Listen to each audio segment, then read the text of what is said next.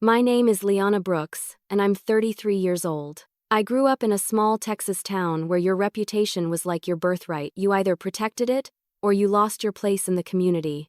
My family had a long-standing reputation for being successful. My father owned a chain of small hardware supply stores across the state, and my mother loved to remind everyone that we were Brooks of Brooks and Sons, as if that name alone made us royalty. The truth? I never felt like royalty.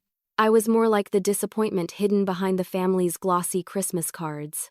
After college, everyone assumed I'd join the family business, work under my father, and one day inherit part of his empire. But that idea suffocated me. I didn't want to manage inventory or negotiate with vendors. I wanted to create. I wanted to draw, to design, to build something that felt like mine. So instead of taking my father's offer, I became a freelance designer. That single decision made me the family joke. At dinners, my mother would make comments that sounded sweet but cut deep. "Liana, darling, when you're ready to join the real world, we'll still have a place for you." My sister Tessa, the family star, would laugh and sip her wine. She worked in finance, managing million-dollar portfolios by the time she was 28. To everyone else, she was brilliance personified. To me, she was a reminder of everything I was supposedly not. I tried to shrug it off, but their words dug under my skin like tiny splinters. "You're out of touch," my mother would say.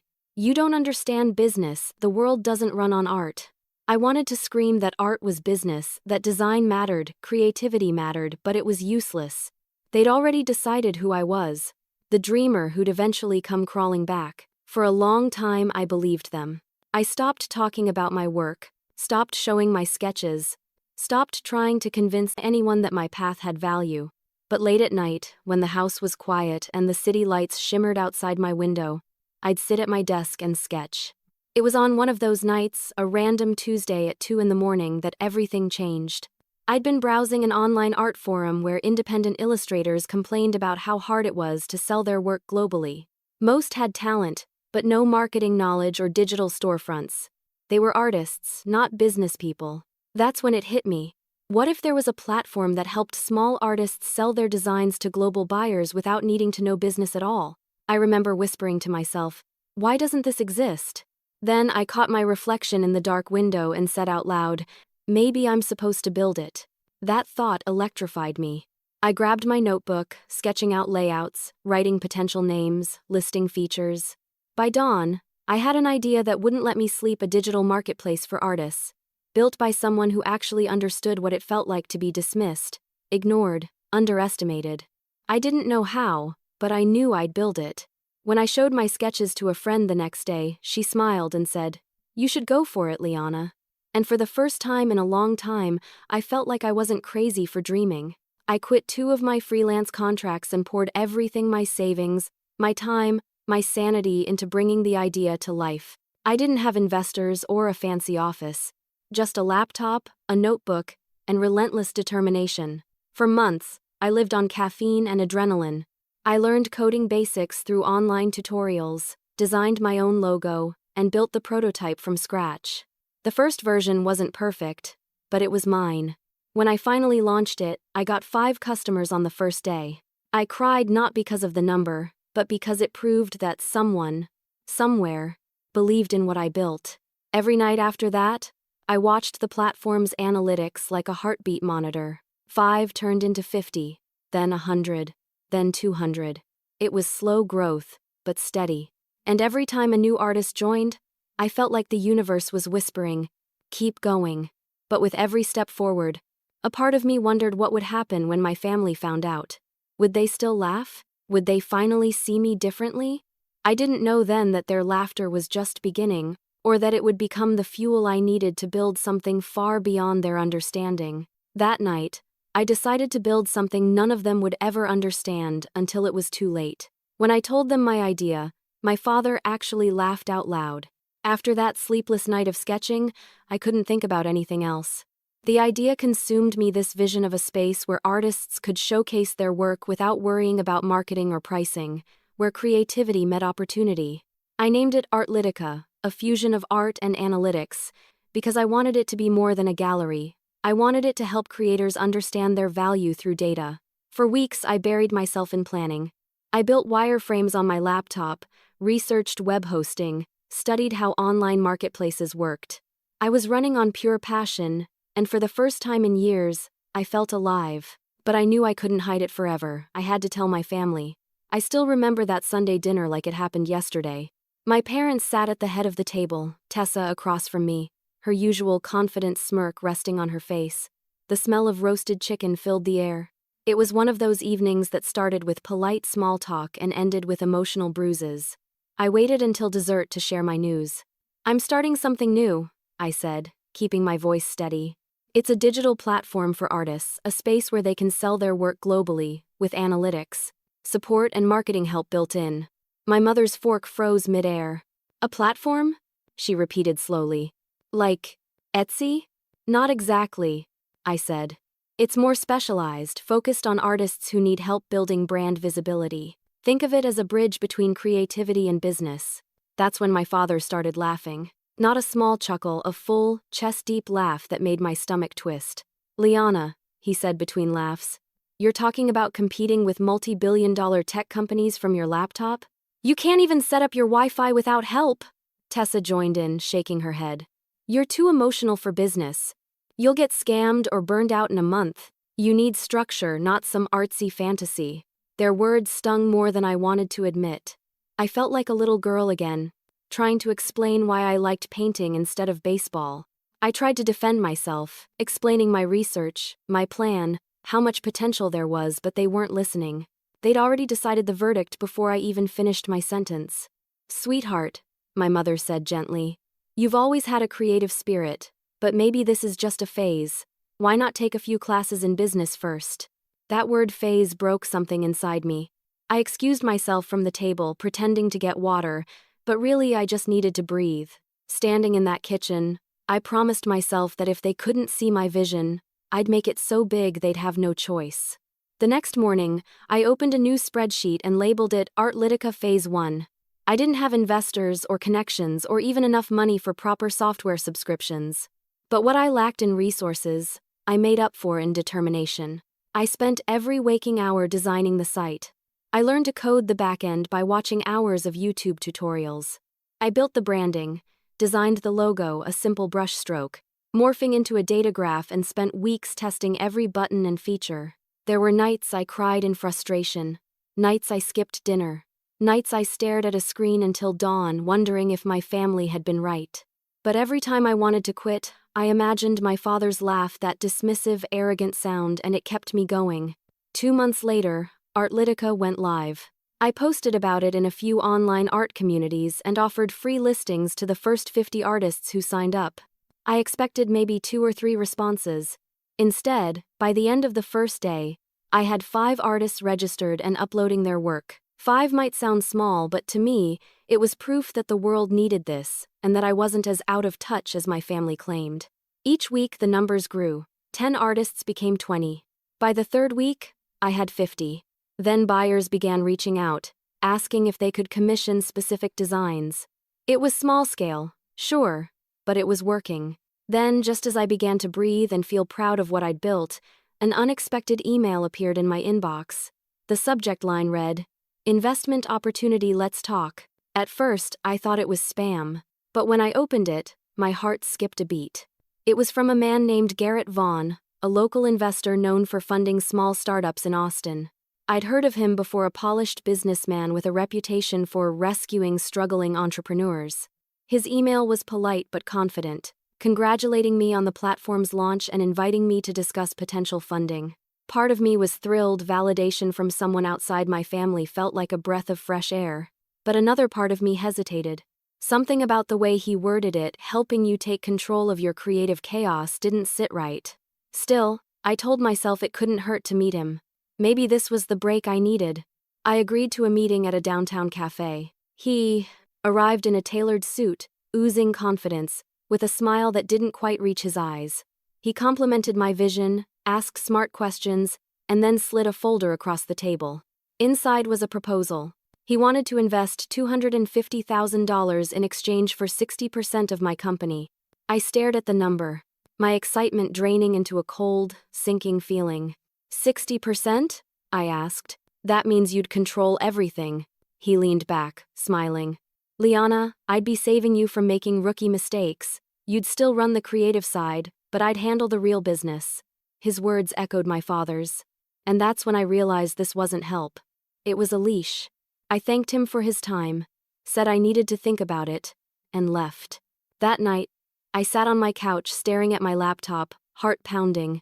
Every voice in my head, my parents, my sisters, Garrett's, told me to give up, to be practical.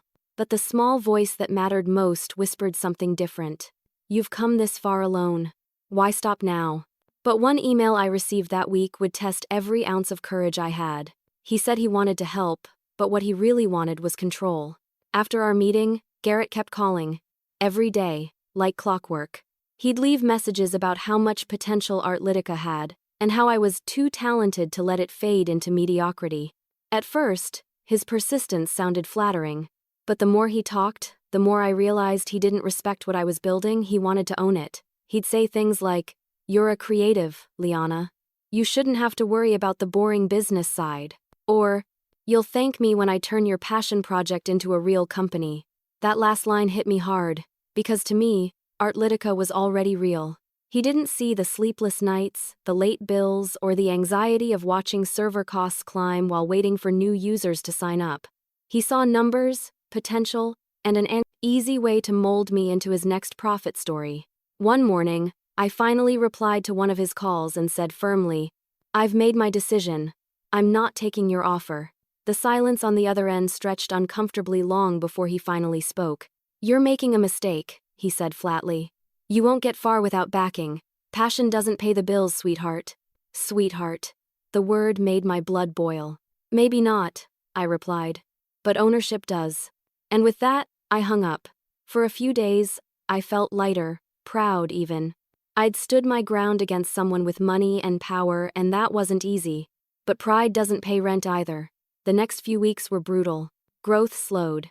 A couple of artists withdrew their accounts after facing delays in order fulfillment. I had to refund several clients due to a payment system glitch. My tiny bank balance shrank faster than I could manage. There were nights I sat staring at my computer screen, wondering if Garrett had been right. Maybe I did need help.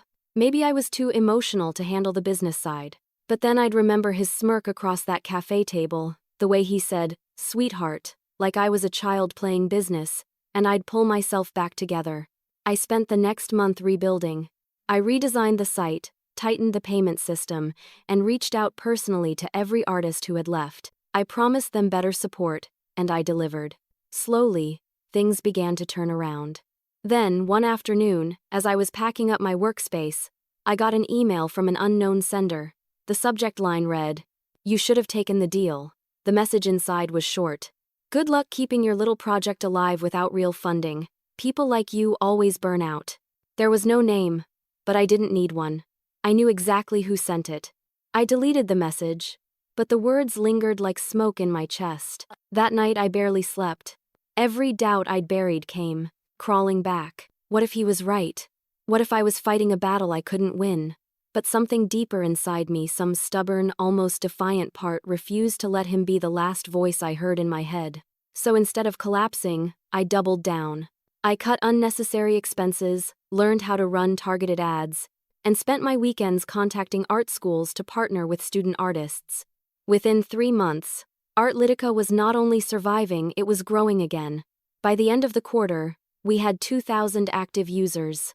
That number may not have impressed investors, but to me, it was proof of life. And then, just as things were starting to stabilize, fate decided to throw me a curveball. One afternoon, I was sitting in my usual coffee shop, answering customer support emails, when I overheard 2 men at the next table discussing a local startup event. My ears perked up when I heard Garrett's name. "He's hosting a panel on startup discipline," one of them said. "The guy's ruthless, but he gets results." Ruthless. That word felt like an omen. I didn't plan to attend, but curiosity won. I wanted to hear what he had to say, maybe even see what kind of results he boasted about. The event took place in a fancy co-working building downtown, all glass walls and designer chairs. I walked in quietly and sat at the back. Garrett stood on stage in a navy blue suit, talking about how most young entrepreneurs fail because they can't separate emotion from enterprise. I felt the sting of his words like a personal attack. When the session ended, he spotted me from across the room. His eyes widened slightly, then his mouth curved into that same slick smile I remembered. He walked straight toward me, his voice low and smug. "Liana Brooks," he said. "Still trying to play CEO?" I met his gaze without flinching. "Still trying to buy women's dreams on discount?" The smirk vanished for a split second. Then he leaned in closer and whispered, "You'll come back to me when this collapses. They always do." I didn't respond. I just smiled, turned, and walked out. That night, I went home feeling equal parts angry and determined. I had no idea how, but I was going to prove him wrong, prove all of them wrong. It was time to disappear for a while, to focus, to rebuild quietly, away from the noise and the critics and the laughter, because I realized something in that moment. Sometimes, to make people listen, you have to go silent first. I had no idea I'd see him again this time, sitting across from my bank manager. Sometimes, disappearing is the best way to make noise. After that confrontation with Garrett, something in me snapped, not in anger, but in focus. I realized that every time I tried to prove myself, I was still performing for an audience that didn't deserve a show. My family, investors, critics, they all thrived on watching me fail publicly. So, I decided to do something radical. I vanished. I packed my essentials, terminated my lease, and left Austin without telling a soul. I moved to a small town 40 minutes away, a quiet place where nobody knew my last name or cared what I was supposed to become. The rent was cheap, the neighbors kept to themselves, and for the first time in my life, I felt invisible. And it was glorious. My new apartment was barely bigger than a studio, but it had one large window overlooking a cluster of oaks and a small desk that became my entire world. I'd wake up before sunrise, brew black coffee, and work until my eyes blurred. No calls, no meetings, no expectations, just me and my creation. I spent the first month rebuilding Artlytica from the ground up. The site needed a complete overhaul, faster servers, cleaner design, better artist tools. I wanted it to feel professional, something that would make every user proud to showcase their work. To do that, I had to teach myself more than design. I became my own developer, marketer, and a customer support team. I watched tutorials, joined online forums, and studied analytics. The more I learned, the more I realized how wrong my family had been. Business wasn't about bloodlines or boardrooms. It was about endurance. Every setback was a lesson. Every failure became fuel. During that year, I barely spoke to anyone. I cut ties with toxic voices. Even my phone was on silent for weeks at a time. It wasn't isolation, it was incubation. By the third month, Artlytica 2 was ready for relaunch. I rebranded it, completely new color palette, new tagline, turning art into opportunity. The platform wasn't just about selling artwork anymore. It included analytics dashboards that helped artists track engagement, view global reach, and optimize their pricing. It was the blend of art and data I had always dreamed of. When I finally went live again, I expected a slow trickle of users. But something strange happened, people came flooding in.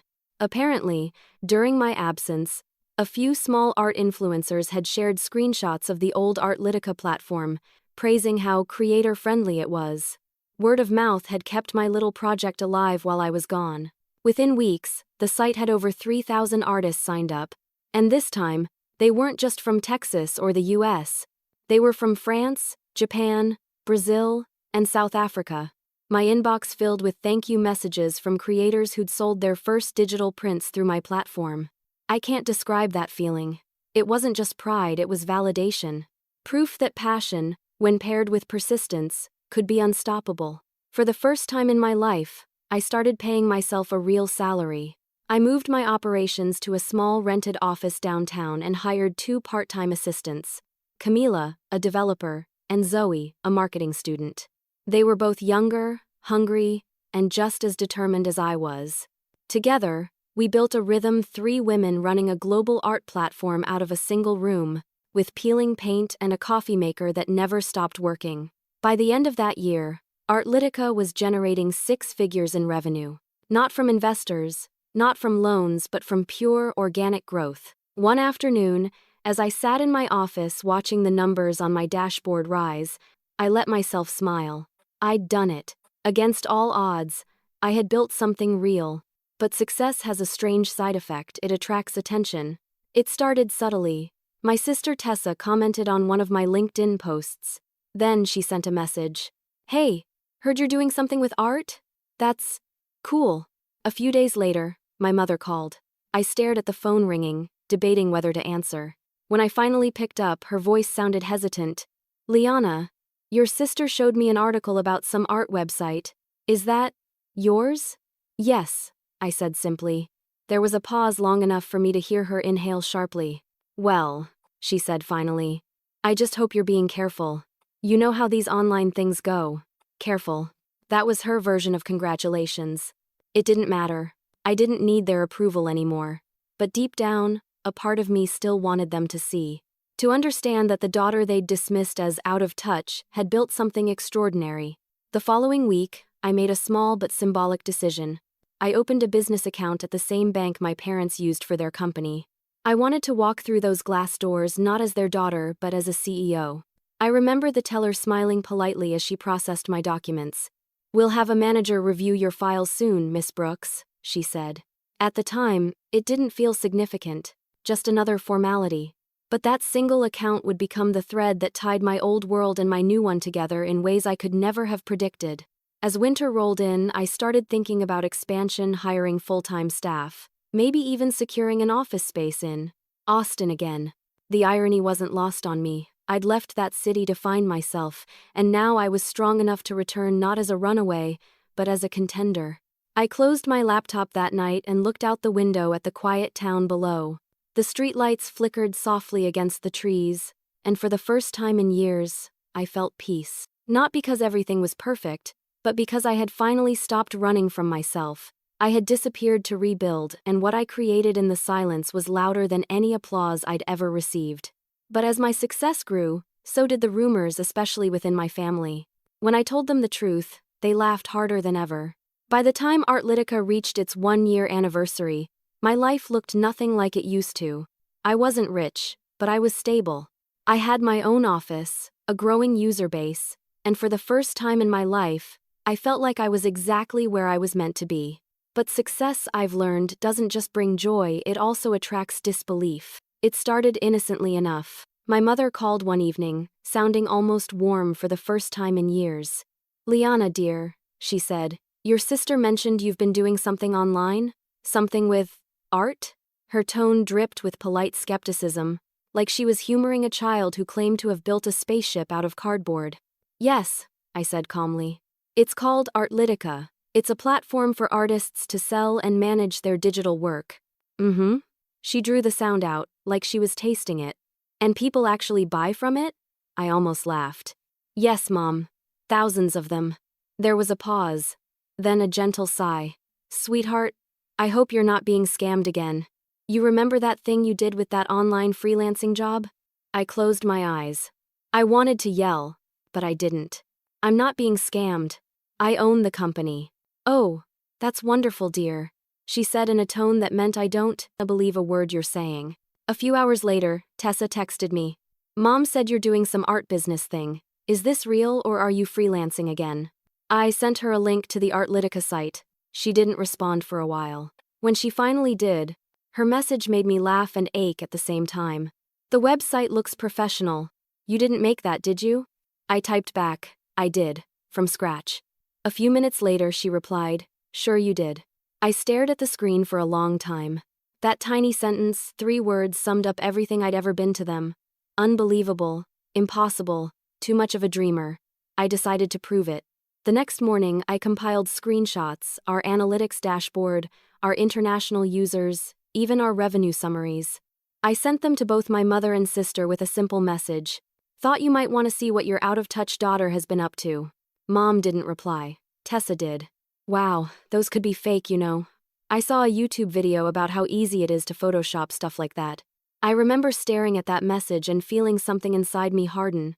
Not sadness. Not anger. Just clarity.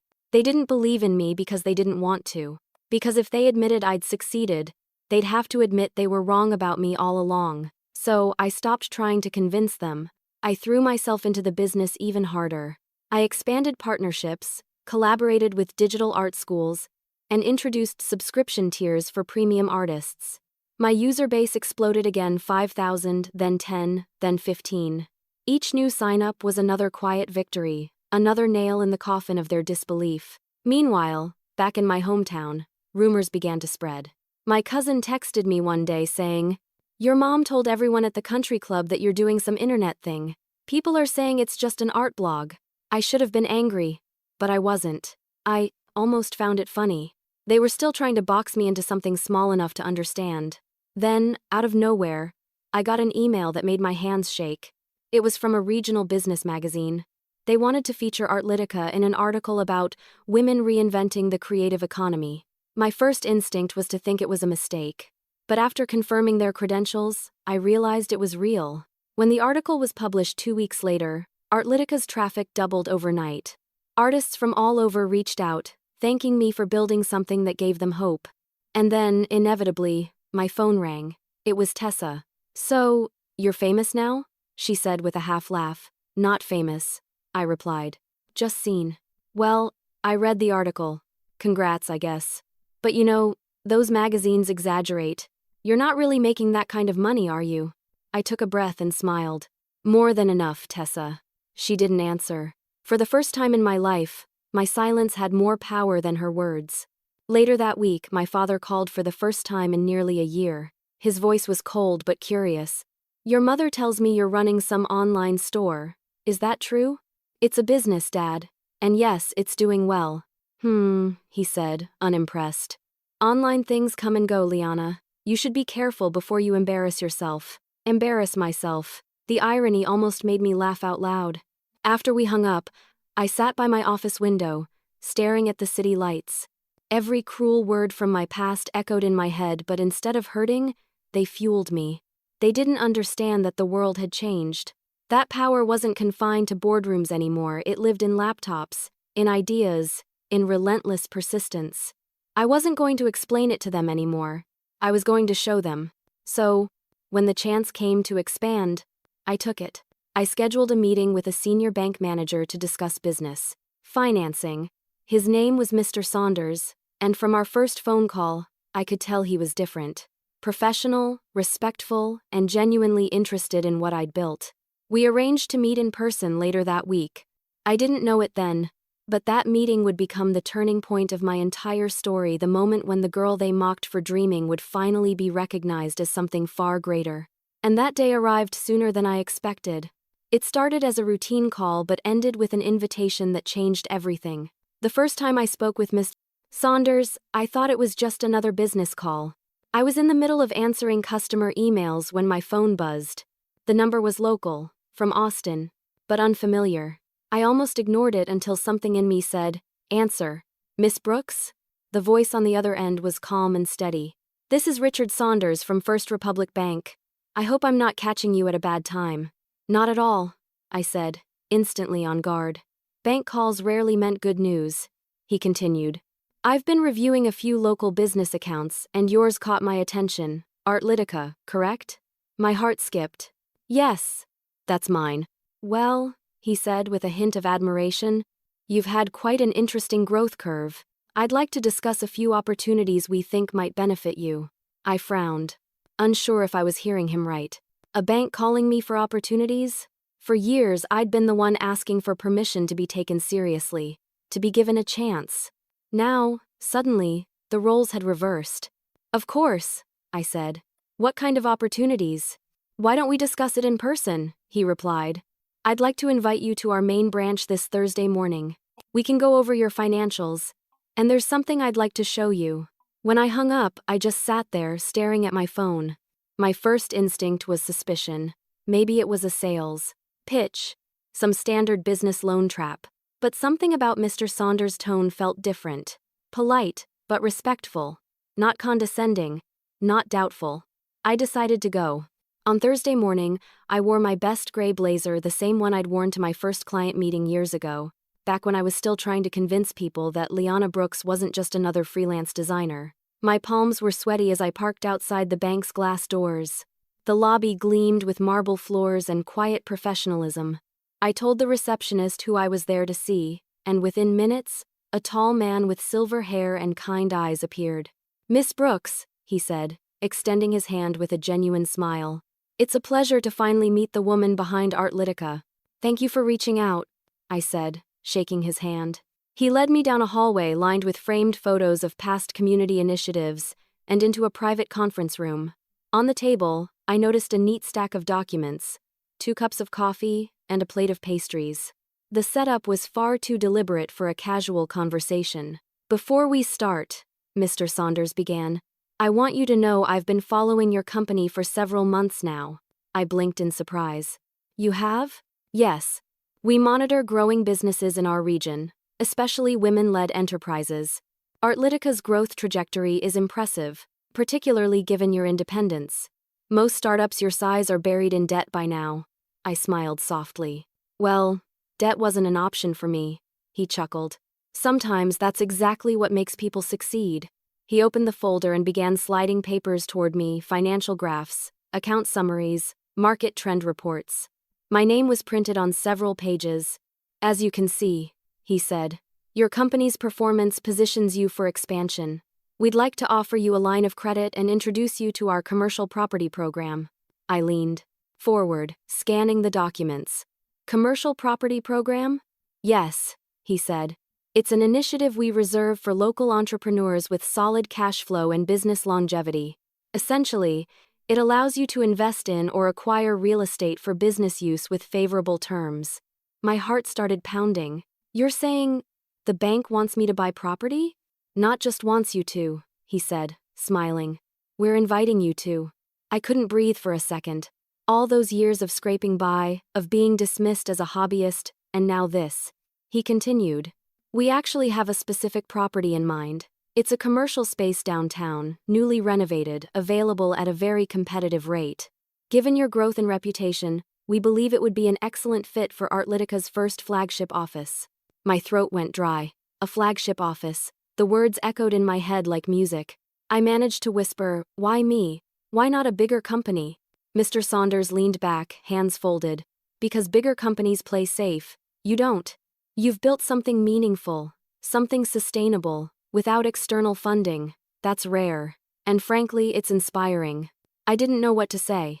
Nobody had ever spoken to me like that, not as a charity case or a cautionary tale, but as a businesswoman. He pushed one last paper across the table. "Here's the address. Take your time, visit the site, think about it. I'm confident you'll see the potential." I picked up the page and looked at the printed address. At first, it didn't register. Then my eyes widened, and I froze. "Is something wrong?" he asked. My voice came out barely above a whisper. "This address. This can't be right." He glanced at his copy. "Yes, that's correct. 729 Westfield Avenue. The old manufacturing building. Do you know it?" I laughed quietly, shaking my head in disbelief. "Yes, Mr. Saunders. I know it very well. A building right next door to my family's company headquarters, Brooks & Sons Hardware. I hadn't driven past that street in nearly 3 years. The irony hit me like a freight train. The same people who once told me I'd never build anything of my own would soon see my company's name on the building next to theirs. I didn't know if it was fate, karma, or poetic justice, but whatever it was perfect." Mr. Saunders smiled kindly, unaware of the storm brewing behind my calm expression. "Take the weekend to think it over," he said. "If you're interested, we can finalize everything next week." I nodded slowly, folding the paper and slipping it into my bag. As I walked out of the bank that day, the sun hit my face, and for the first time, I didn't feel like a dreamer fighting to be heard. I felt like a woman standing exactly where she was meant to be, on the edge of something monumental. But the property's address made my blood run cold. It was the same address as my family's company headquarters. When I stepped out of the bank that morning, the world felt different, brighter, sharper, heavier all at once. The slip of paper with that address seemed to burn in my hand. 729 Westfield Avenue. I could picture it clearly, the narrow street lined with aging warehouses, the faded red brick building my father's company owned for decades, and right beside it, the empty structure they used to mock every time they drove past.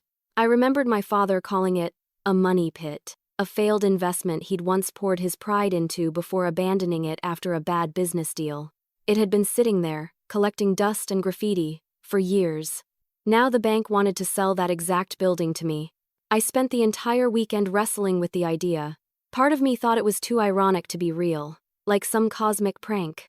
Another part of me knew deep down that it was poetic justice, a full-circle moment the universe had carved just for me.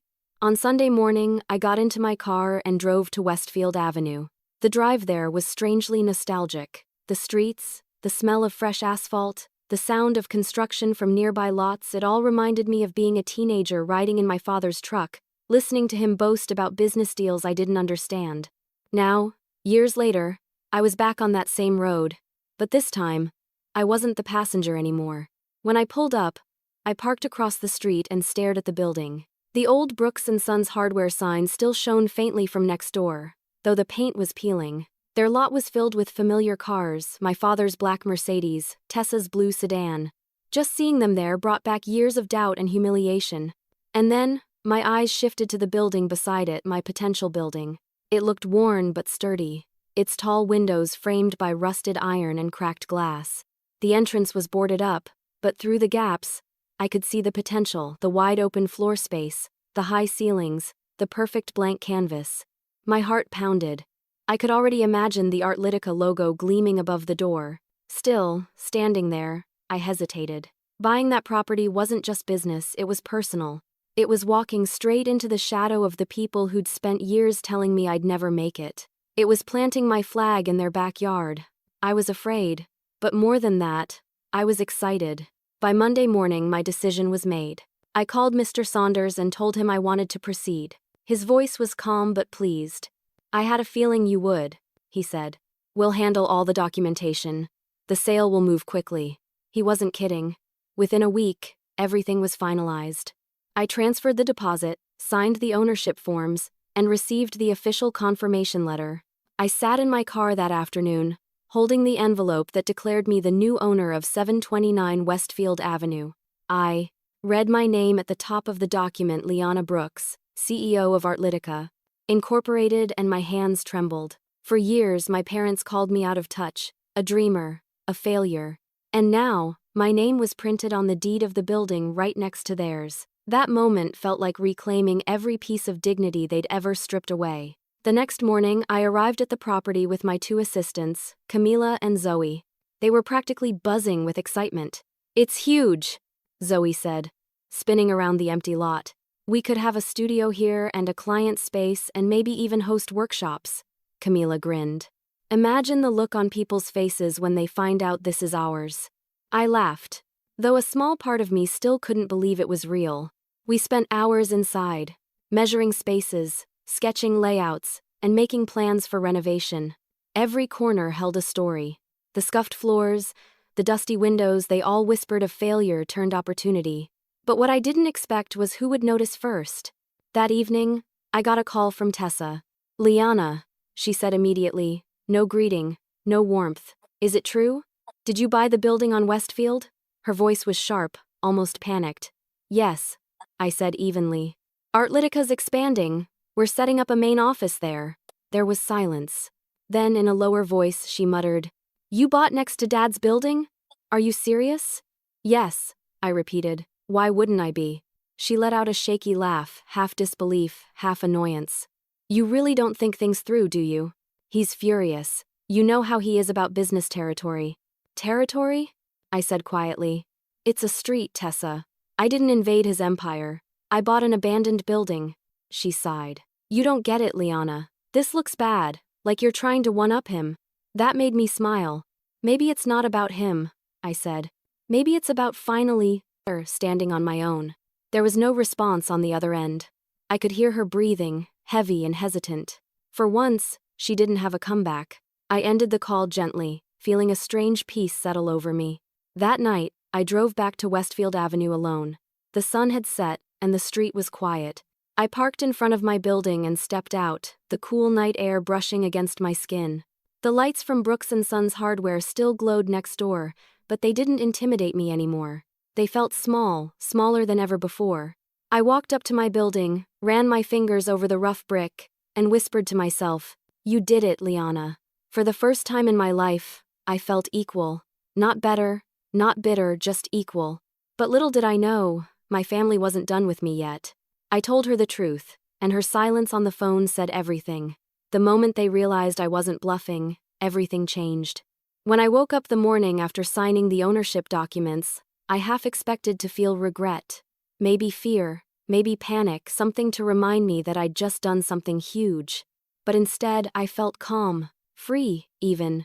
The kind of peace that only comes after years of noise finally go silent. I spent the morning at the new office with Zoe and Camila, cleaning out decades of dust and cobwebs. There was something deeply satisfying about it, like erasing the ghosts of failed dreams and preparing the ground for something new. By afternoon, the smell of fresh paint filled the air, sunlight streaming through the high windows. It was becoming real, our space, our future. Then my phone started ringing. At first, I ignored it, but it wouldn't stop. The screen flashed, "Tessa." I sighed, wiped my hands on my jeans, and answered. "Hey." Her voice was tight, clipped. "Liana, what on earth are you doing?" I blinked, confused. "Working? No, I mean this stunt you've pulled. Buying that building? Next to Dad's company?" "Not a stunt," I said calmly. "A business decision." She scoffed. "You call that a business decision? You're taunting him." I leaned against a pillar, looking out the dusty window at the street below. "Funny," I said. "I thought I was finally doing what you all said I couldn't." "Don't twist this," she snapped. "You know how Dad is about reputation. He thinks you're trying to humiliate him." "I'm not trying to humiliate anyone," I said, keeping my tone even. "I'm just running my company. It just so happens the perfect building was right next to yours." She let out a shaky breath. "You could have chosen anywhere else." "Maybe," I said. "But I didn't. And honestly, Tess, that's not your problem to solve." For a moment, there was silence. Then, quietly, she said, "He's furious, Liana. Like, actually furious. He said he won't let this go." The phrasing made me pause. "Won't let what go?" "This, you buying that building. He thinks it's some kind of power move." I couldn't help but laugh softly. "A power move? I bought a vacant property and turned it into a workspace. That's not a power move, that's progress." "Dad doesn't see it that way," she said. "He thinks you're trying to compete." Her words hung in the air like smoke. Compete. For years, that's all they ever wanted me to do: compete, compare, prove myself. But now that I had, suddenly I was the problem. "Tessa," I said gently, "I'm not competing. I'm just finally existing on my own terms." She didn't reply. "Finally," I added, "you can tell Dad that I'm not selling, and I'm not apologizing." Then, before she could say another word, I hung up. I didn't mean to sound cold, but something inside me had shifted. I wasn't the same girl who used to beg for their approval. I had built something real, something solid, and no amount of guilt or manipulation was going to take that away from me. That evening, I stayed late at the office, sitting on the dusty floor with a slice of takeout pizza, watching the city lights through the old factory windows. The paint still smelled strong, and my laptop glowed softly beside me, displaying the Artlytica homepage. Thousands of artists, dozens of active commissions, a community that was thriving, built from nothing but faith and sleepless nights. For the first time, I wasn't afraid of what my family thought. I was proud of who I'd become. The next morning, my phone buzzed again, this time. My mother. I answered cautiously. "Liana," she began, her voice already heavy with irritation. "What is this nonsense Tessa is telling me? You bought a building next to your father's office?" "Yes," I said. "That's right." "Oh, for heaven's sake," she sighed. "Are you trying to start some kind of war? Do you know what people are saying?" I closed my eyes, biting back a laugh. "No, Mom, and I don't care what people are saying." "Well, you should," she snapped. "Your father is humiliated. He says the staff have been gossiping about it. They think you're trying to challenge him."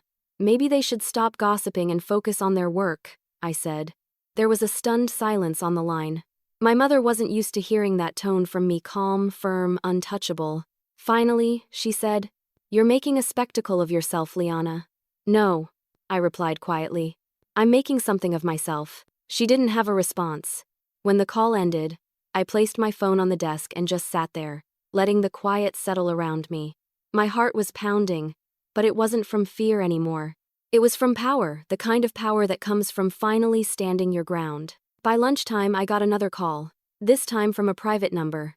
I almost didn't answer, but curiosity won. "Miss Brooks?" a man's voice said. "This is Mr. Saunders. Congratulations, everything's been finalized. You're officially the owner of 729 Westfield Avenue."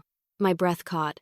Even though I already knew it was true, hearing it aloud felt like a coronation.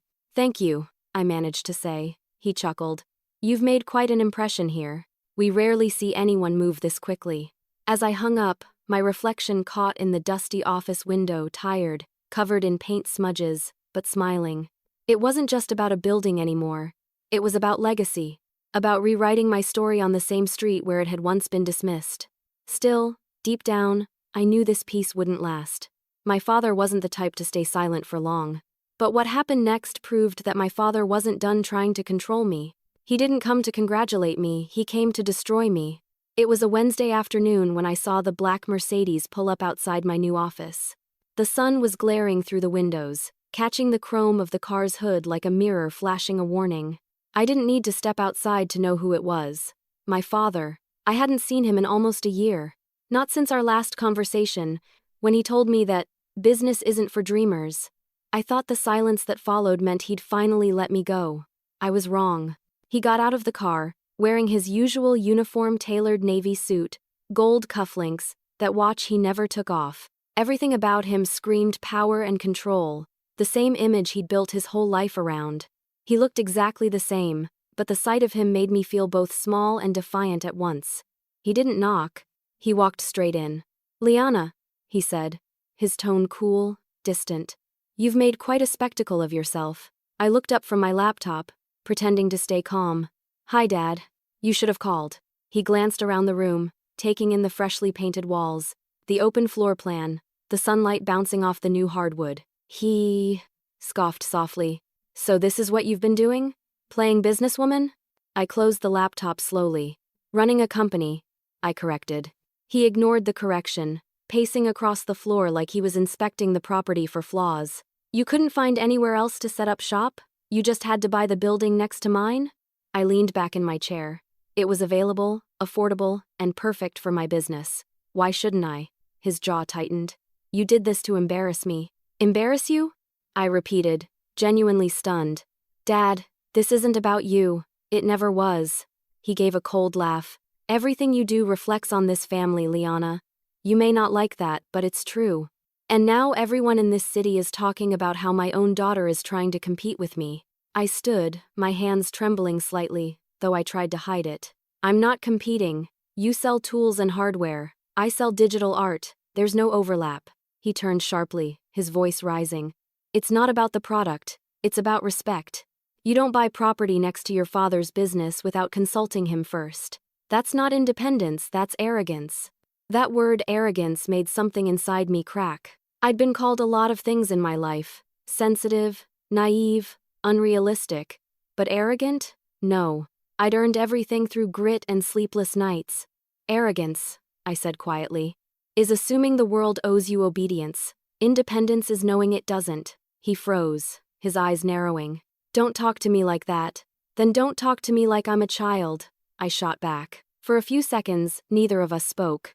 The air between us was thick with years of unspoken resentment, all the dinners where he'd dismissed my dreams, all the moments I'd tried to make him proud only to be met with indifference. He finally broke the silence. "You're making a mistake. This gestured around the office. "It's not sustainable. You're getting lucky now, but you're in over your head."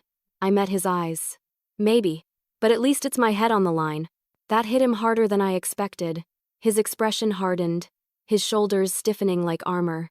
"Sell it," he said flatly. I blinked. "What?" "Sell the building. I'll buy it from you.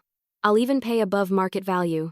You've made your point, now let this go before you embarrass yourself further." I felt my pulse quicken. He wasn't offering help.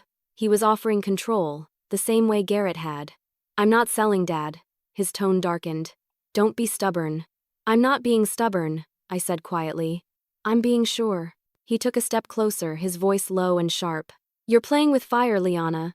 You think because a few magazines wrote about you, you're untouchable? Business doesn't care about feelings. It will eat you alive. I know, I said softly. But at least I'll get eaten building something I believe in. For a moment, his expression faltered. Just for a heartbeat, I saw the smallest flicker of something, pride maybe, or confusion.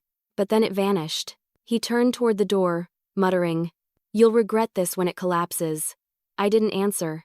I just watched as he left calm, deliberate steps, like he wanted to make sure every click of his shoes reminded me of who he was. When the door finally closed, I sank into my chair, exhaling all the breath I'd been holding. My hands were shaking, but not from fear. From adrenaline. From release. That conversation had been building for years, and now it was finally over. Or so I thought. The next few weeks passed in a blur of renovation plans, meetings, and new partnerships. I tried to push my father's words out of my head, but deep down, I knew he wouldn't let it go. He never did. 3 weeks later, I found out just how far he was willing to go to remind me who was in control. It happened on a Monday morning. I arrived at the office early, coffee in hand, ready to start the week. But before I even reached my desk, something felt wrong. The air was thick, heavy. Then I smelled it. Burnt plastic. I rushed toward the server room, heart pounding. Smoke curled out from the vent above the door. My stomach dropped. When I opened it, the heat hit my face like a wall. The cooling system had shut down overnight, and the servers were scorched. Entire drives melted. At first, I thought it was a freak accident until I checked the security footage. The side door had been forced open at 2:17 a.m. A shadow slipped inside. The figure wore a hood, but when I paused the video and zoomed in, I caught a glint of gold on the intruder's wrist. A gold Omega watch. The exact same kind my father wore every single day.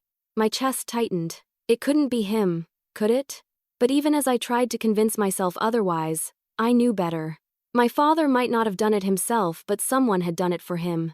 3 weeks later, someone tried to make sure it did collapse. The morning I walked in and smelled smoke, I knew it wasn't an accident. I'd faced setbacks before, but nothing prepared me for that morning. The smell hit me before I even unlocked the office door, burnt plastic, faint but unmistakable. My pulse quickened as I pushed it open and was met with a wave of hot air. The faint hum of the server fans was gone, replaced by an eerie, crackling silence. I ran to the back room, heart pounding. The door was warm to the touch. My servers, the very heartbeat of Artlytica, were fried. Cables melted, circuit boards charred, screens dead. It looked like someone had set fire to my future. "Camila!" I called out, coughing from the haze. She came running from the hallway, eyes wide in horror. "Oh my God," she gasped. "What happened?"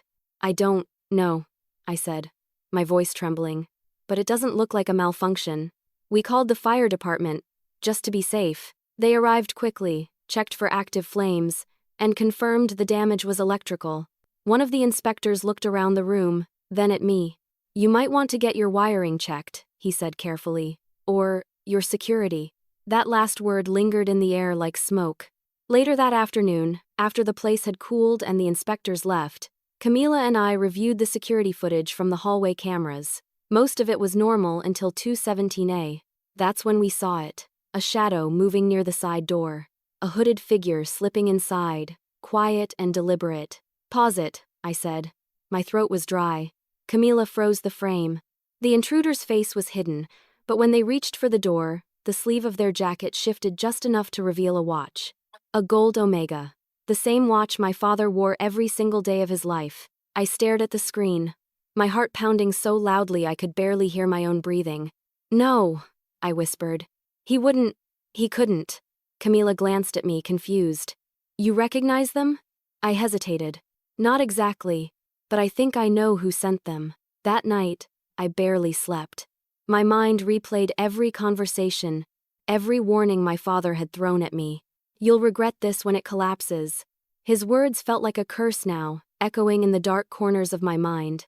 The next morning, I called the police.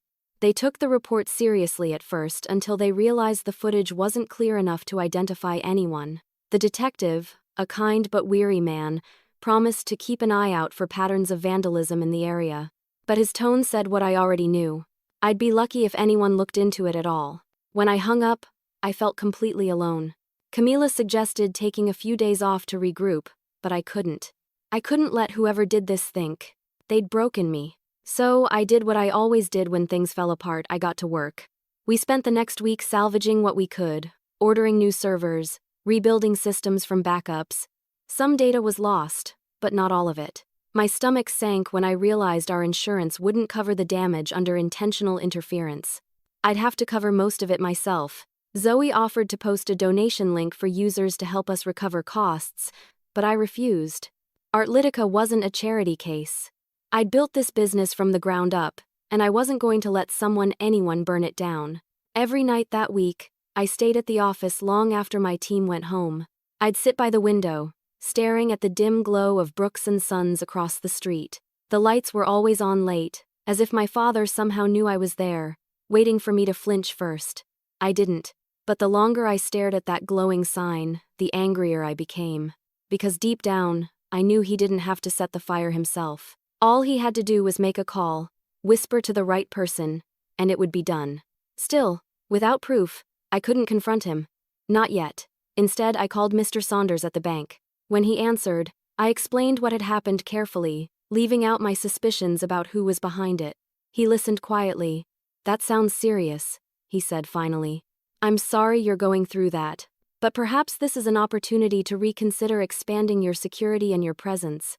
If you're free tomorrow, I'd like you to come by the bank. There's something I think you should see." The way he said it, calm, deliberate, certain, made my curiosity spike. "Something to see?" I repeated. "Yes," he said. "Something that might put all of this into perspective." When I hung up, I felt a strange calm settle over me. That night, I stayed up late reviewing the burned equipment, the useless drives, the blackened wires. It looked like ruin, but to me, it also looked like evidence. Proof that someone was scared of me. Proof that I was finally powerful enough to threaten people who used to look down on me. And that thought, as strange as it sounds, made me smile. The next morning, I dressed carefully, put on my favorite black blazer, and drove to the bank. I didn't know what Mr.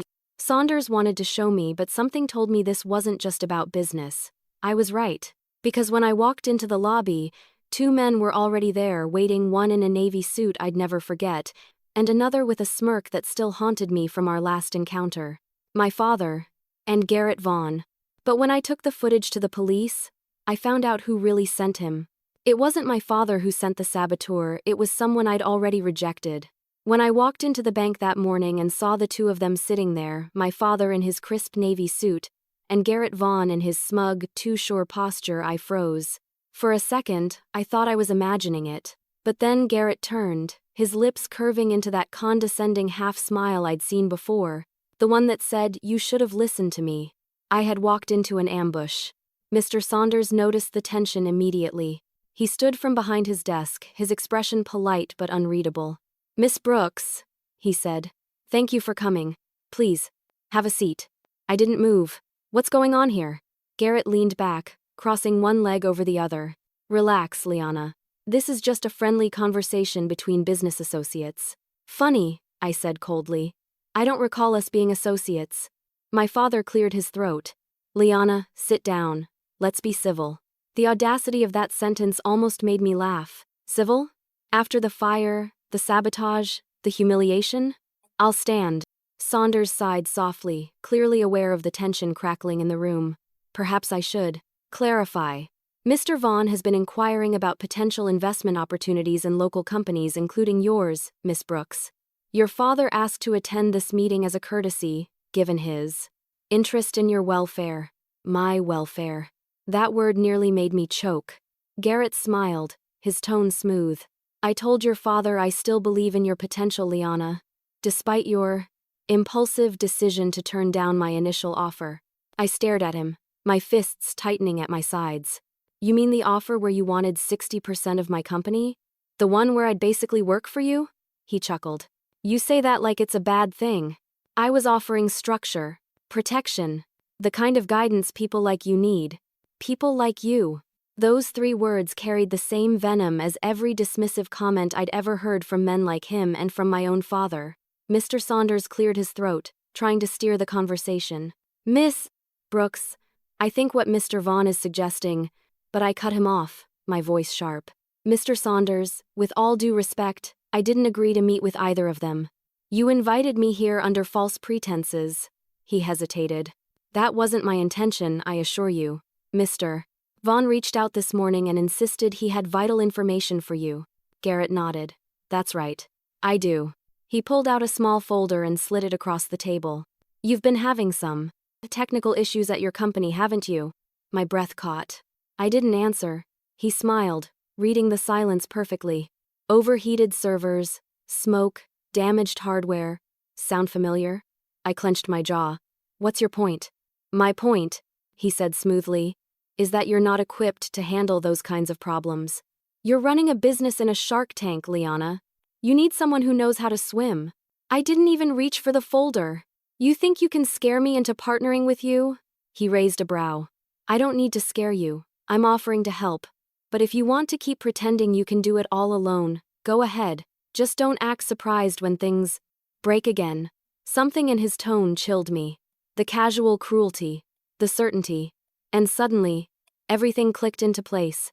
The fire, the forced door, the Omega watch. It wasn't my father's. It was his. Garrett Vaughn. The man who couldn't stand being told no.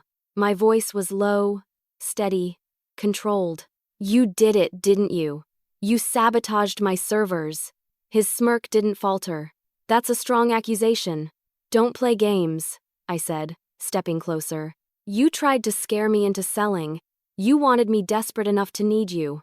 He leaned forward, eyes gleaming. You're giving me far too much credit. Mr. Saunders looked between us, clearly alarmed. Is there something I should know here? Garrett shrugged. She's emotional. Always has been. I almost laughed. That was his play? To paint me as hysterical? It was the oldest trick in the book. I straightened, forcing my hands to relax at my sides. You're right about one thing, Garrett, I said softly. I am emotional. Because what I build matters to me. But don't mistake that for weakness. He opened his mouth to respond, but I wasn't done. You think control is power, but real power? It's walking away from people like you and building something you can't touch. The silence that followed was electric. My father shifted uncomfortably.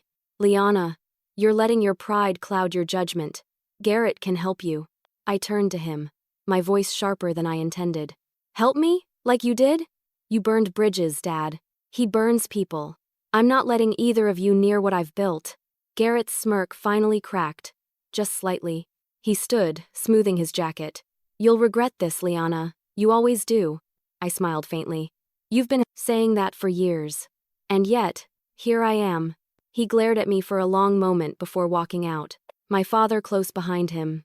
When the door closed, the silence in that room felt heavy with endings. Mr. Saunders exhaled slowly. Miss Brooks, I had no idea. I know, I said quietly. And I don't blame you. He nodded. For what it's worth, I admire how you handled that. You remind me of the kind of people who don't just start companies, they build legacies. I smiled, though my hands were still trembling. That's the plan. As I left the bank that day, the Texas sun hit my face like fire. My anger had cooled into something harder, sharper resolve, because now I knew exactly who my enemy was. And I intended to make him regret ever underestimating me. And that's when Mr. Saunders stepped out of his office and changed everything. In that moment, every insult, every doubt, every sleepless night was worth it. The next morning, I got a call from Mr. Saunders asking me to return to the bank. His voice sounded formal, but there was an undercurrent of something else, something final. Miss Brooks, he said, I'd like to finalize a few things regarding your property and accounts. Can you come in at 10? I almost said no.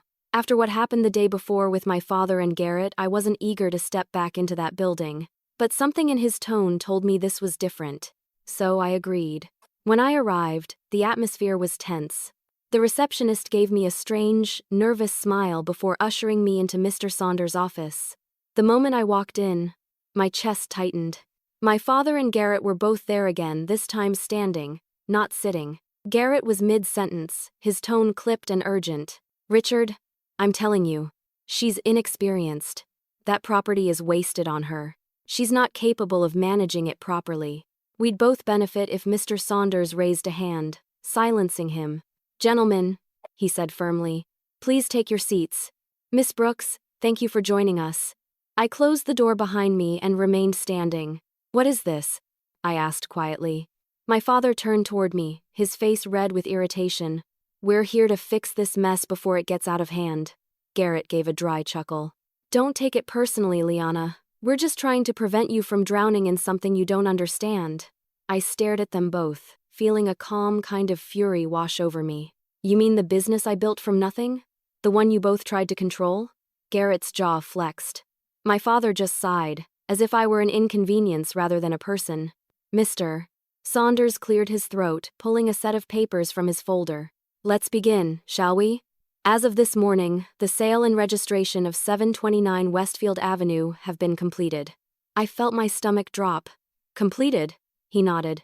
Yes. The deed has been transferred, the financing finalized, and the business occupancy permits approved. My father frowned. Wait, hold on. We haven't even discussed, Mr. Saunders continued, his voice calm but firm. There's nothing to discuss, Mr. Brooks. Everything has been processed through the appropriate channels. Miss Brooks is now the official and sole owner of that property. The room went silent. I watched the realization hit them both like a physical blow. My father blinked, his jaw tightening. Garrett's smirk faltered, replaced by a flash of disbelief. Excuse me? Garrett said finally, forcing a laugh. That can't be right. She doesn't have the assets for something like that. You said she was still under review. Mr. Saunders glanced at him. That was before we completed the final evaluation. Miss Brooks met every requirement, including liquidity, growth metrics, and collateral. She has more than enough to qualify. Garrett turned to me, his voice lowering into a sneer. You really think this is going to last, Liana? You have no idea what you're doing. You'll run it into the ground within a year. I met his gaze without flinching. Then I guess you'll get to watch me prove you wrong. My father exhaled sharply, pacing the room. This is absurd. That building was supposed to be… He stopped himself, catching the look on Mr. Saunders's face. Supposed to be what? I asked, my voice calm but cold. Yours? He turned to me, eyes narrowing. Don't twist this. You think this makes you powerful, but all you've done is tie yourself to more responsibility than you can handle. Maybe, I said, shrugging. But I'd rather be responsible for my own success than dependent on yours. Mr. Saunders gave a small, almost imperceptible smile before sliding the final document across the table. Please, sign here to acknowledge receipt of ownership documents, Miss Brooks.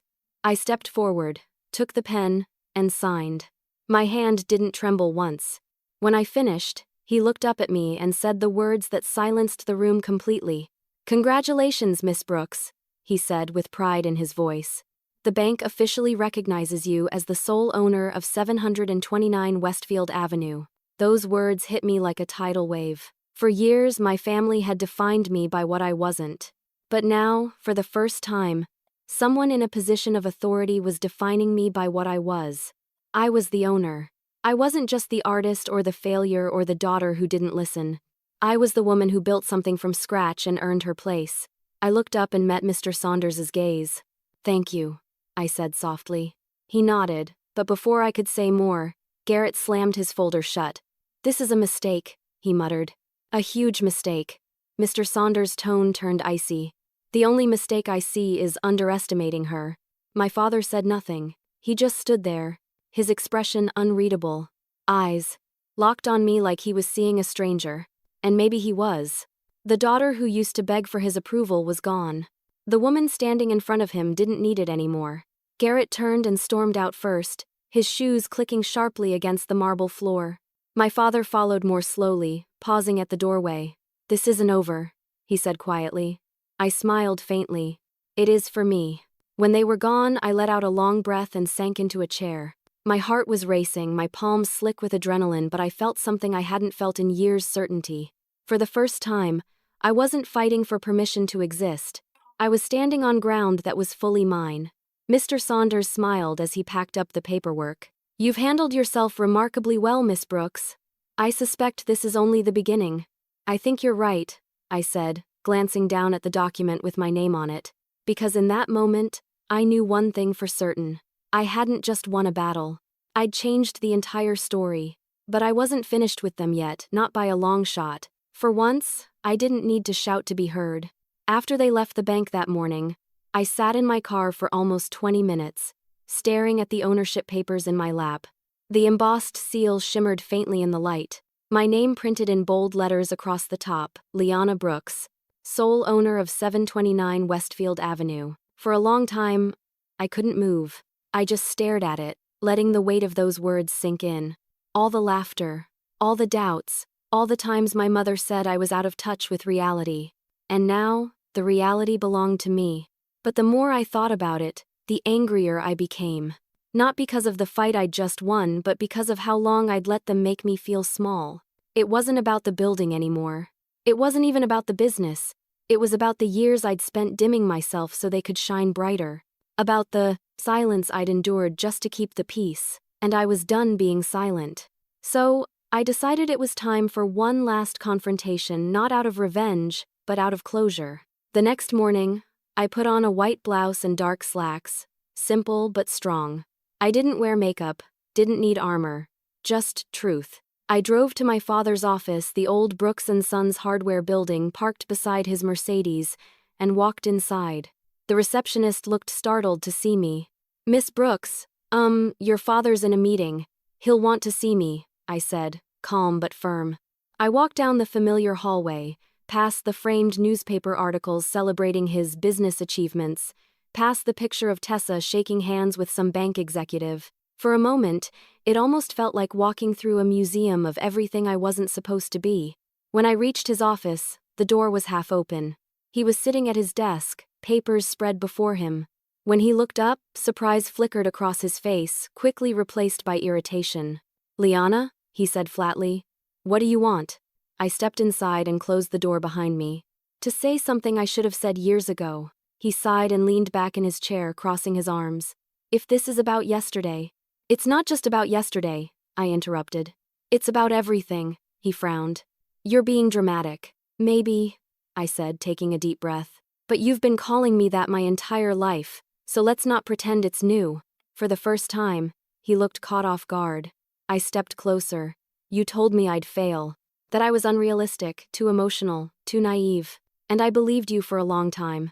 I built my entire life around trying not to disappoint you, and it nearly destroyed me." He didn't respond, but his jaw tightened. "I used to think you didn't support me because you didn't understand what I wanted," I continued. "But now I realize the truth, you didn't support me because you couldn't control me." He opened his mouth, but I didn't let him speak. "You taught me that power was about ownership," I said quietly. "About what you could buy, what you could dominate. But real power isn't about control. It's about freedom. It's about having the courage to build something that doesn't need your approval to exist." He stood now, his voice sharp. "You think buying one building makes you powerful. You think a few good quarters make you successful. You have no idea what the real world is like." I smiled sadly. "No, Dad. I think you have no idea what it's like anymore. The world changed, and you didn't." His eyes narrowed. "Watch your tone." I met his gaze without flinching. "I don't have to anymore." For a long moment, neither of us moved. The air was thick with years of unspoken resentment and pride. Then, slowly, I reached into my bag and pulled out a copy of the deed. I placed it on his desk. "This," I said, tapping the paper, "is what you said I'd never achieve. Independence. Ownership. Not because someone handed it to me, but because I earned it." He stared at it, silent. "Next door," I continued. "They're painting the walls of my new office.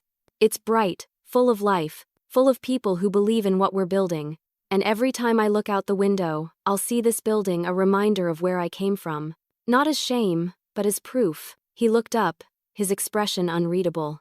"Proof of what?" "That I didn't need to become you to succeed." For a moment, something flickered in his eyes, not anger, but something else. Maybe regret, maybe realization. But it was gone, just as quickly. He sank back into his chair, his voice low. "You think you've won something, Liana, but all you've done is create enemies. Business isn't kind." I smiled faintly. "Neither am I anymore." He didn't respond. And for the first time in my life, the silence didn't feel like a wall, it felt like freedom. When I turned to leave, he said my name softly. "Liana." I stopped, but didn't turn around. He hesitated. "Despite everything, you're still my daughter." I closed my eyes. I know, I said. And that's exactly why I had to do this. I walked out before he could answer. The air outside felt lighter. The sun was brighter, the noise of the street sharper, as if the whole world had been waiting for me to take that final step away. I didn't cry. I didn't look back. I just kept walking until the old sign of Brooks & Sons Hardware faded from view. Back at my building, the new sign for Artlytica was being installed, sleek white letters gleaming in the afternoon light. My team stood outside, watching with excitement. When the last letter was bolted into place, Zoe turned to me and said, "It looks perfect." "It's more than perfect," I said softly. "It's ours." And for the first time in years, I felt completely, undeniably free. As I left that room, I knew my story wasn't over, it was just beginning. They used to mock me for dreaming, but now, they quote me in meetings. 6 months after that final conversation with my father, I stood in the center of Artlytica's new headquarters, the very building that had once been dismissed as a money pit. The walls were bright and modern now, painted in soft shades of cream and gold, sunlight spilling through the tall windows that had once been broken and boarded up. The smell of coffee and fresh paint mingled in the air as my team buzzed around me. Zoe setting up a client presentation, Camila debugging the new app interface, and a small group of interns reviewing artist submissions. The room pulsed with life, energy, and laughter. It was everything I'd ever dreamed of and more. Back when I first sketched the idea for Artlytica on a scrap of paper, I never imagined it would grow into this. We now had over 25,000 registered artists in 12 countries, multiple brand partnerships, and 3 new office spaces in development. Every time I looked at our analytics dashboard, the numbers almost didn't feel real, but they were. Every dollar, every user, every partnership was the result of long nights, hard choices, and stubborn faith. And on the outside of the building, right above the main glass door, was a sleek silver plaque that read, Artlytica Incorporated, founded by Liana Brooks. I used to wonder what success would feel like, whether it would be joy, relief, pride, or something else. The truth was, it felt quiet, peaceful, like standing in the eye of a storm you'd spent years fighting through. That morning, as I watched the city wake up through my office window, I thought about everything that had happened since the day they called me out of touch. I thought about my mother's voice on the phone, about Tessa's laughter, about Garrett's smirk across the cafe table. I thought about my father's disappointed sighs and the way he'd always say, "The real world doesn't care about dreams." And now, as I looked down at the street below, I smiled, because the real world had finally caught up to mine. A knock on my office door pulled me from my thoughts. It was Zoe, holding a stack of mail. "You got a letter," she said with a grin. "From Forbes, again. They want to feature you in their upcoming list of women changing the digital economy." I blinked, laughing softly. "Again? Don't they get tired of me?" She grinned wider. "Apparently not." I took the envelope and placed it on my desk, smiling to myself. Then she hesitated. "There's one more thing. Your sister's in the lobby." I froze. "Tessa?" Zoe nodded. "She says she just wants to talk." I let out a slow breath. "Send her in." A few moments later, Tessa stepped through the door. She looked different, softer, somehow. Not the confident, sharp-edged woman who used to roll her eyes at my ideas. Her hair was pulled back neatly, and she was holding a small box in her hands. "Hey," I said quietly. "Hey," she replied. For a moment, neither of us spoke. The silence was awkward but not hostile, like two people meeting again after walking different paths for too long. "I drove past your building last week," she said finally. "It's beautiful." "Thank you," she smiled faintly. "Mom told me she saw the article about you. She's proud of you, Liana." My heart squeezed at that. "She said that?" Tessa nodded. "She even framed it, put it in her study. You know, Mom, she pretends she's not sentimental, but she's been showing it to everyone." I didn't know whether to laugh or cry. For years I'd imagined that sentence, "I'm proud of you," but hearing it secondhand, from Tessa's mouth, made it even more surreal. Then Tessa placed the small box on my desk. "Dad asked me to give you this." I hesitated before opening it. Inside was a delicate silver pen, the kind he used to sign business contracts. The same brand, same engraving style. The inscription read, "To Liana for building what I couldn't see." My breath caught. "He gave me this?" She nodded. He didn't say much. But I think it's his way of saying sorry. I traced the engraving with my fingers, feeling a lump rise in my throat. My father wasn't the kind of man to apologize with words. But this meant more.